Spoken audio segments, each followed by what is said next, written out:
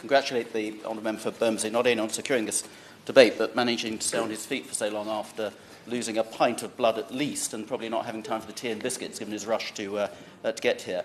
Mr. Buck, I want to unusually talk about the subject of the debate, which is specifically on rough sleeping. And we've heard an awful lot around homelessness and housing generally. This is an important issue, even though it only affects, on the face of it, 4,677 people officially. I'm sure it's much more than that. It is a totemic issue which affects many people in our constituencies who see it day in, day out, as, of course, do we.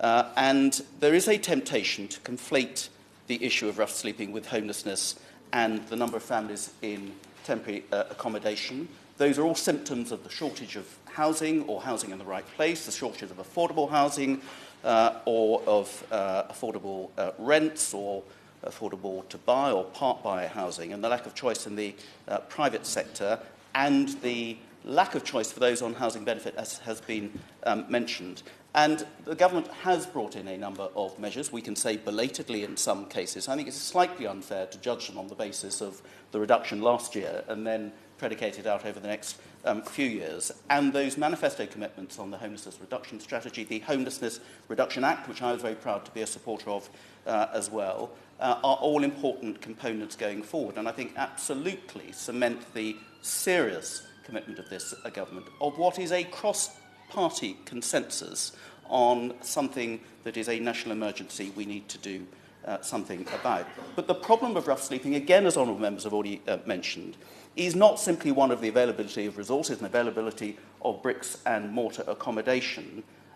Some rough sleepers simply will not come inside for a whole host of reasons, many connected with mental health problems, as have all been mentioned. There is I think what has changed over the last few years is a worryingly high incidence of ex-military who are finding rough sleeping, finding it hard to come to terms with that transition out of the discipline of being in the armed forces and to adapt to life outside. There has also, we must admit, been a big increase in the number of rough sleepers who are foreign nationals as well. These are all new factors that we need to be able to adapt to and deal with. But I want to deal with a solution, and I specifically want to come home to what we have done in Worthing, where there has been some real thinking outside of the box, and one project in particular I want to refer to, run by what was called the Worthing Homeless Churches Project, is now renamed Turning Tides. Coastal towns like Worthing have traditionally had a problem with rough sleepers, and Worthing was no exclusion from that. But we wanted to find practical solutions. So Turning Tides and the council got together, first of all, to try and quantify the extent of the problem and see what initiatives they could come up with, and to engage with local rough sleepers in particular to make sure that the services that were being offered were suitable and were being taken up and matched the individual needs of the local rough sleepers. Back in November of 2017, they calculated the highest number of rough sleepers with a count estimate of 34, an actual count of 19. And we know the problem between the actual numbers and the hidden numbers as well. And that was an accurate picture, more accurate than we've had for some time. And so the biggest challenge, not surprisingly, was sourcing sufficient emergency accommodation to offer them some refuge. The supported housing schemes run by Worthing Churches Homeless Projects were constantly full, despite good throughput and move-on rates. And I pay tribute to the very innovative and practical schemes that they've run for those with alcohol problems, drug problems, and others. And the trouble is that many rough sleepers were waiting too long to be able to gain access to them. Now, back in 2017, together with Worthing Homes, which is the local social landlord after an LSVT from Worthing Council, held an event with Housing Matters. I participated in that to try and bring a consensus together in the town as to what we could do about this issue. And Worthing Homes has been very proactive in terms of trying to make available step-up accommodation to deal with rough sleepers once they're got back onto some degree of stability and are able to take on some independent living themselves as well. And I pay tribute to them. But at this event was a local developer, Roffey Homes, who has done some very worthwhile and commendable projects in the town. And inspired by that event, the owner of Roffey Homes saw an opportunity to provide emergency accommodation. He had just bought the local nurses' home, which was surplus to requirements next to the local hospital, and was going to develop it. He wasn't going to develop it for several years, so on that basis, he offered Turning Tides a 5-year lease on a peppercorn rent.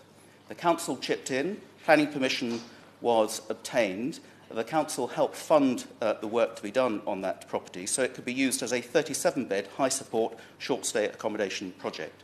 Housing Benefit funded the majority of the 24/7 staffing, and the project opened in May of 2018, and I have visited it and seen the benefits of it.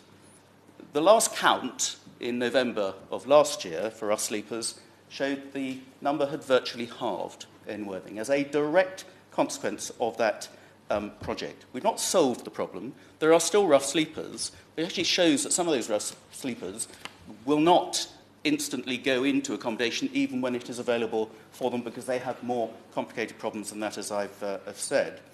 And they modelled Lyndhurst Road, as this project is called, to be accessible to clients who've not managed the requirements of Worthing Church's homeless projects, more structured supporting housing schemes. They offered wrapped-around support from the multidisciplinary team using best practice of what's called MEAM, Making Every Adult Matter.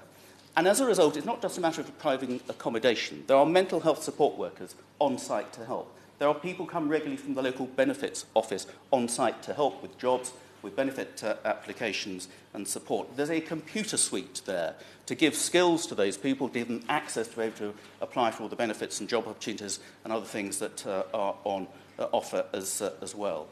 And just to give one individual story, I was given yesterday by the head of Worthing Church's Homeless Project, Turning Tides, John Holstrom, who has really nailed his colours to the mast of this project, and I pay tribute for the work that he's done. He told me that today in court, one person called Jay told the judge that Lyndhurst is the first place he's felt he can call home since his adoptive placement broke down when he was 13. He said he really likes Lyndhurst and trusts the staff and has never had that before. And since he's been at this project, he has not been arrested or in trouble with the police. The reason he was in court was a historical issue before he actually became a tenant there.